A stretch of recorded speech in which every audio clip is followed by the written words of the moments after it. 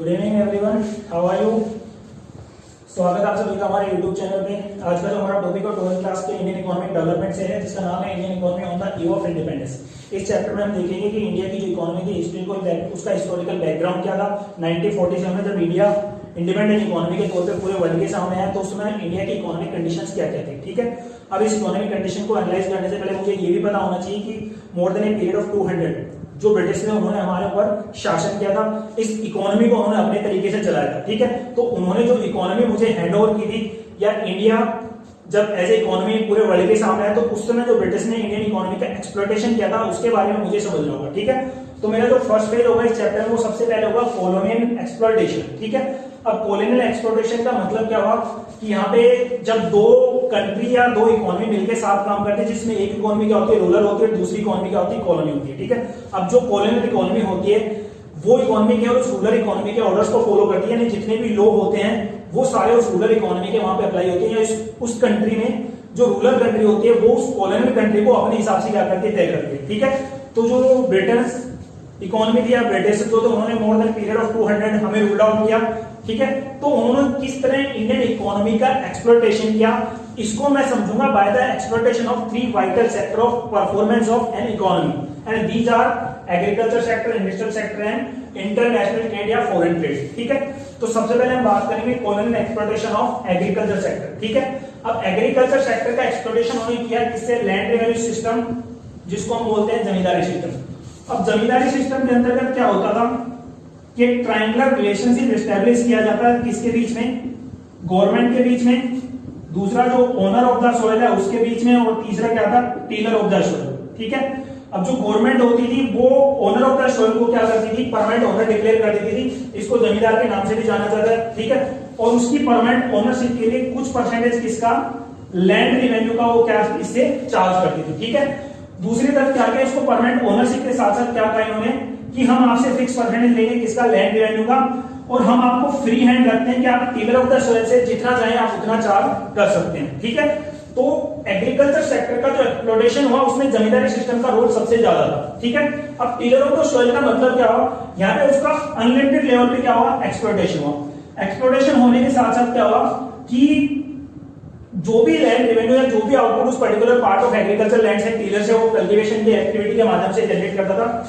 उसका केवल कुछ परसेंट उसको मिलता था जो हार्डली सफिशिएंट होता था सर्वाइवल के लिए। ठीक है, अगर किसी पर्टिकुलर फेज में टीलर ऑफ द सॉइल उसको देने से मना कर देता था तो उसको क्या इरेक्टेड कर दिया जाता था, उसका इरेक्शन कर दिया जाता था उस पार्ट ऑफ लैंड के ऊपर। ठीक है, देन उसके बाद वो tiller of the soil convert हो जाता था किसमें, लैंडलेस लेबर के रूप में। अब लैंडलेस लेबर के रूप में कन्वर्ट होने का मतलब उस पर्टिकुलर पार्ट ऑफ लैंड पे या पहले जो एग्रीकल्चर या कल्टीवेशन एक्टिविटी के माध्यम से अपने लिए जो सर्वाइवल के लिए जो कुछ अरेंज कर पाता था, जो कुछ अरेंजमेंट कर पाता था, अब लैंडलेस लेबर में कन्वर्ट होने के कारण वो सब चीजें अरेंज नहीं कर पाता था। ठीक है, तो धीरे धीरे इसका एक्सप्लॉयटेशन होता रहा। टीलर ऑफ द सॉइल ने क्या किया, लैंडलेस लेबर में कन्वर्ट होकर जो फार्मर एक्टिविटी या फार्मिंग एक्टिविटी थी उनके ऊपर ब्रेक लगा दिया, अब वो फार्मिंग एक्टिविटी नहीं कर पाता था। तो इस तरह से क्या किया, इस कॉलोनियल एक्सप्लॉयटेशन में जो एग्रीकल्चर सेक्टर का एक्सप्लॉयटेशन किया गया उसके प्राइमरी रिस्पांसिबिलिटी किसकी थी, जमींदारी सिस्टम की, यानी उस समय जो लैंड रेवेन्यू सिस्टम अप्लाई किया गया था ब्रिटेन के द्वारा, जो ब्रिटिश जो रूल आउट करते थे इंडिया को, ठीक है, वो जमींदारी सिस्टम मेनली रिस्पांसिबल है किसके लिए, एग्रीकल्चर सेक्टर के एक्सप्लॉयटेशन के लिए। दूसरी तरफ हम बात करें एक्सप्लॉयटेशन ऑफ इंडस्ट्रियल सेक्टर, यहाँ पे क्या थे, दो चीजें उन्होंने अप्लाई की। सबसे पहले heavy export duty on handicraft, जो हैंडीक्राफ्ट वर्ल्ड वाइड फेमस था इंडिया का। ठीक है, उसको एक्सप्लॉइट करने के लिए, उसको डिके करने के लिए, उसको डाउनफॉल में लाने के लिए उन्होंने क्या किया कि जो हैंडीक्राफ्ट प्रोडक्ट्स होते थे उनके एक्सपोर्ट पे बहुत ज्यादा हैवी ड्यूटी उन्होंने इंपोज कर दी। ठीक है, अब इंपोज करने के बाद क्या हुआ, जब किसी के ऊपर कोई ड्यूटी वगैरह इंपोज की जाती है तो जो इंटरनेशनल मार्केट था उसमें उसके प्राइस क्या होते हैं, ज्यादा हो जाते हैं, वो चीजें महंगी हो जाती हैं, और चीजों के महंगी होने से उनके प्राइस बढ़ते हैं, उनकी डिमांड क्या होती है इंटरनेशनल मार्केट में कम हो जाती है। दूसरा जो तरीका इन्होंने अपनाया वो था duty free import of British good.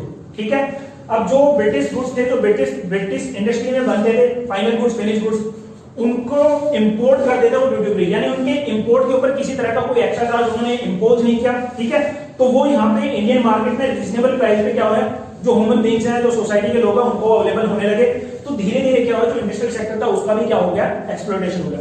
अब बात करें एक्सप्लॉयटेशन ऑफ फॉरेन ट्रेड और इंटरनेशनल ट्रेड, इसके लिए 3 मेन पॉइंट उन्होंने अप्लाई किए। सबसे पहले बात की डिस्क्रिमिनेटरी टैरिफ पॉलिसी, ठीक है। डिस्क्रिमिनेटरी टैरिफ पॉलिसी का मतलब क्या हुआ, उन्होंने अपने तरीके से क्या किया, जो इंटरनेशनल ट्रेड था उसको एडजस्ट किया, ठीक है। एडजस्ट करने का मतलब क्या था कि उन्होंने as a raw material supply के तौर पे इंडियन इकोनॉमी को कंसीडर किया। वो यहां से रॉ मटेरियल को एक्सपोर्ट करने लगे अपनी इंडस्ट्री के रिवॉल्यूशन के लिए, ठीक है। वो जो एक्सपोर्ट और रॉ मटेरियल था उन्होंने क्या किया, ड्यूटी फ्री रखा, उसको फ्री ऑफ कॉस्ट क्या हुआ वहां पे वो लेके जाने लगे। दूसरी तरफ क्या हुआ कि जो ब्रिटिश इंडस्ट्री में जो गुड्स बनते थे, ठीक है, उन गुड्स के लिए जो मार्केट की जो तलाश थी, वो मार्केट की कमी भी किसने पूरी की, इंडिया ने। यानी अपने यहाँ पे जो गुड्स वो बनाते थे ब्रिटिश इंडस्ट्री में, उन गुड्स के लिए जो मार्केट था, उनको गुड्स को बेचने का काम भी कहां पे किया जाता था, इंडियन मार्केट में, ठीक है। तो अब इंडियन मार्केट में बेचने के लिए उनको इंपोर्ट किया जाता था, तो इंपोर्ट भी क्या था, ड्यूटी फ्री होता था, ठीक है। तो इस तरह से क्या हुआ, धीरे धीरे उन्होंने क्या किया कि एग्रीकल्चर सेक्टर, इंडस्ट्रियल सेक्टर और जो इंटरनेशनल ट्रेड था उसका एक अलग तरीके से एक बड़े लेवल पे क्या किया, एक्सप्लॉयटेशन किया, ठीक है। तो जिससे इंडियन इकोनॉमी में जो ग्रोथ होनी थी या जिस तरीके से इंडियन इकोनॉमी को अपने आप को एक्सेलरेट करना था, वो उस तरीके से इंडिपेंडेंट के बाद अपने आप को एक्सेलरेट नहीं कर पाए, ठीक है। तो आप इन सभी पॉइंट्स को नोट कर लीजिए, आगे हम डिस्कस करेंगे फर्दर इसके बारे में। अब हम बात करते हैं कि feature of the Indian economy on the eve of independence. अगर फीचर्स की बात करें, जो फीचर्स अवेलेबल थे इंडियन इकोनॉमी में ऑन द इवेंट, सबसे पहला था स्टैग्नेंट इकोनॉमी। अब स्टैग्नेंट इकोनॉमी का मतलब क्या होता है, जिस इकोनॉमी की ग्रोथ रेट बहुत ज्यादा स्लो होती है, जिस इकोनॉमी में ग्रोथ रेट बहुत ज्यादा लो लेवल पे होती है, उस इकोनॉमी को हम क्या कहते हैं, स्टैग्नेंट इकोनॉमी। अब स्टैग्नेंट इकोनॉमी का मतलब क्या हुआ, यहाँ पे सबसे ज्यादा जो लेवल था वो पॉवर्टी का इंक्रीज हुआ, और जो लिविंग स्टैंडर्ड था लोगों का वो भी क्या था, काफी लो था, ठीक है। यानी स्टैग्नेंट इकोनॉमी में क्या थी, पॉवर्टी बहुत ज्यादा थी और जो लोगों का लिविंग स्टैंडर्ड था वो भी बहुत ज्यादा नीचे था, उनको अच्छी फैसिलिटी नहीं मिल पाती थी। वो जो नेसेसिटी थिंग्स है लाइफ को मेंटेन, लिविंग स्टैंडर्ड को मेंटेन करने के लिए, वो स्टैग्नेंट इकोनॉमी के अंतर्गत उनको अवेलेबल नहीं थी इंडियन इकोनॉमी में, ठीक है।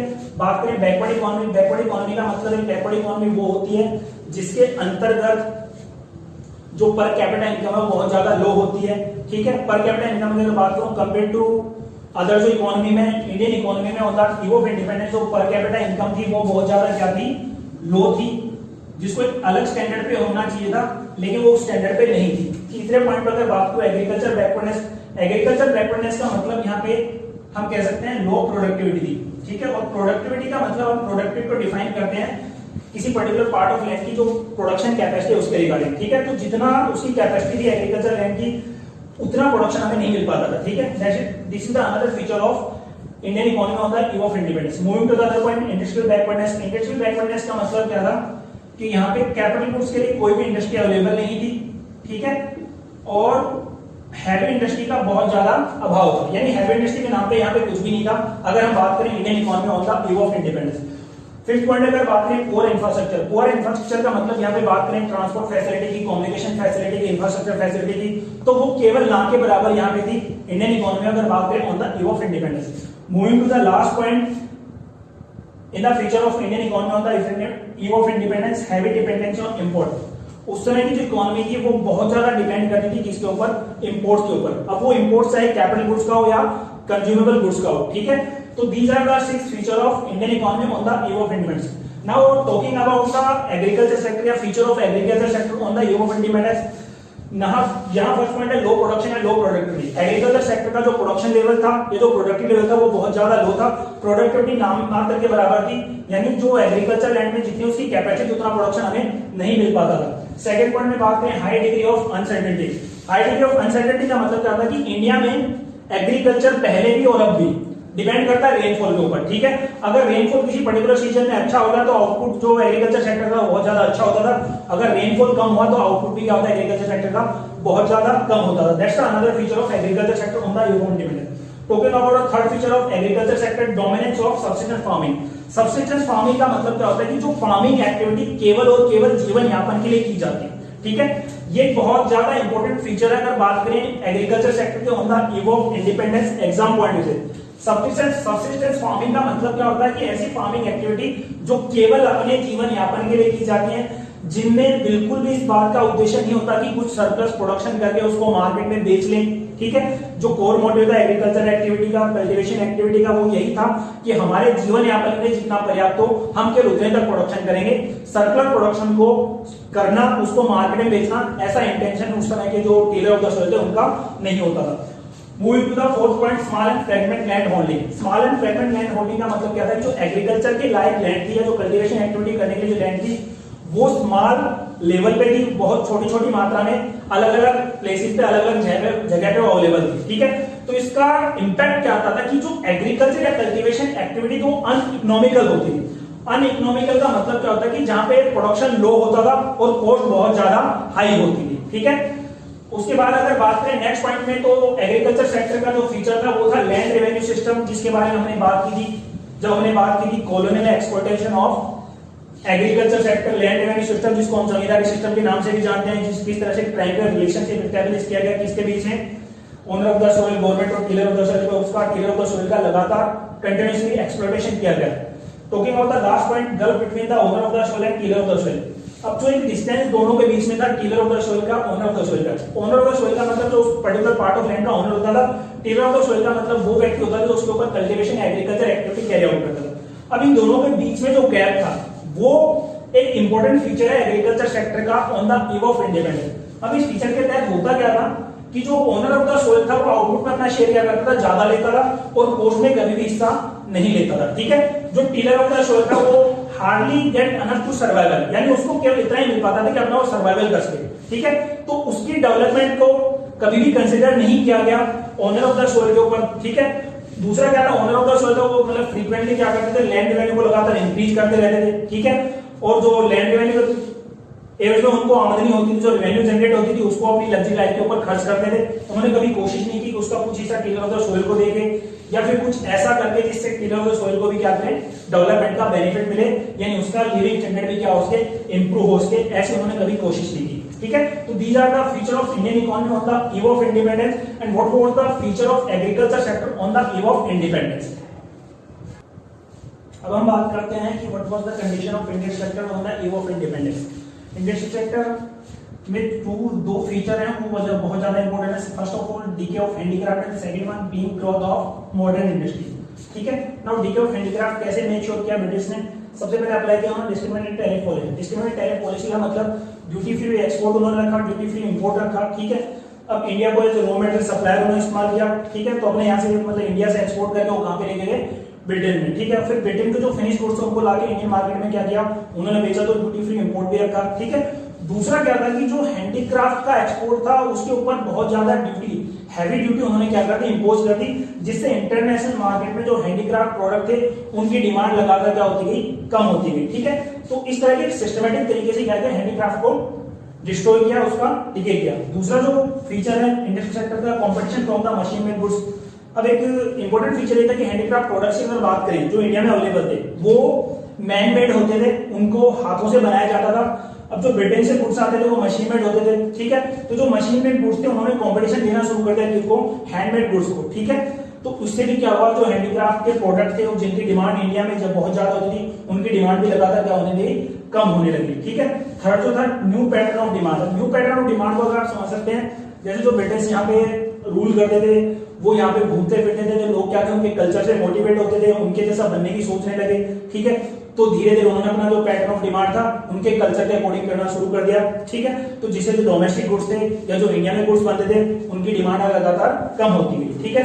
जो फोर्थ पॉइंट है that is introduction of the railway. इसको हम ये कह सकते हैं कि जो ब्रिटिश ने एक पॉजिटिव इंपैक्ट किया इंडियन इकोनॉमी को बिफोर इंडिपेंडेंस, वो था इंट्रोडक्शन ऑफ रेलवे, ठीक है। लेकिन उस समय जो इंट्रोडक्शन ऑफ रेलवे था उन्होंने उसको अपने बेनिफिट के लिए इस्तेमाल किया, ठीक है। जो अपने गुड्स थे, जो ब्रिटेन मेड गुड्स थे, उनको क्या करते थे वो इंडिया के अलग अलग हिस्सों में या जो अलग अलग स्टेट्स होते हैं उनमें क्या करते थे, सप्लाई करते थे, ठीक है। और जो इंडिया में गुड्स बनते थे या हैंडीक्राफ्ट गुड्स जो होते थे उस समय के, उनको रेलवे के माध्यम से उनकी जो सप्लाई थी वो अलाउ नहीं थी, वो उन गुड्स को एक जगह से दूसरे जगह या तो ट्रांसपोर्ट फैसिलिटी रेलवे के माध्यम से मिली थी इंडियन गुड्स को, वो उस समय उनको नहीं मिली। दूसरा जो फीचर था इंडस्ट्रियल सेक्टर का होता है वो था blink growth of modern industry, ठीक है। अब ब्लिंक ग्रोथ की अगर मैं बात करूं तो यहाँ पे एक ऐसी ग्रोथ जो बहुत ज्यादा स्लो है, ठीक है। तो उस समय जो ब्रिटिश थे, जो अंग्रेज थे, जो रूल आउट करते थे इंडिया को, उन्होंने कभी ऐसा कोई इनिशिएटिव लिया ही नहीं जिससे कि जो इंडियन इंडस्ट्री है वो भी डेवलप हो सके, यानी उन्होंने कभी भी कोई ऐसा प्रयास नहीं किया जिससे कि इंडियन इंडस्ट्री को उसका पॉजिटिव बेनिफिट मिले या फिर जो इंडियन इंडस्ट्री है वो भी अपने आप में एक्सेलरेट कर सके। ठीक है, उन्होंने केवल इसका एक शोषण किया, उसका लगातार एक्सप्लॉइटेशन किया। ठीक है, तो that is the another feature of industry sector on the eve of independence. The first one is deal of handicraft, जिसके अंतर्गत ये पॉइंट हमने डिस्कस किए चार। The second one green growth of modern industry, जिसके अंतर्गत मैंने देखा कि भाई जो ब्रिटिश थे या जो रूल आउट करते थे अंग्रेज, उन्होंने कभी भी कोई ऐसा इनिशिएटिव नहीं लिया, ऐसा कोई भी स्टेप उन्होंने लिया जिसका बेनिफिट इंडियन इंडस्ट्री को एक्सेलरेट करने में मिले या फिर इंडियन इंडस्ट्री को उससे डेवलप किया जा सके। That's all for today. इस वीडियो में हम इतना डिस्कशन करेंगे, बाकी जो पार्ट्स हैं इस चैप्टर के उनको हम नेक्स्ट वीडियो में डिस्कस करेंगे। Thank you so much.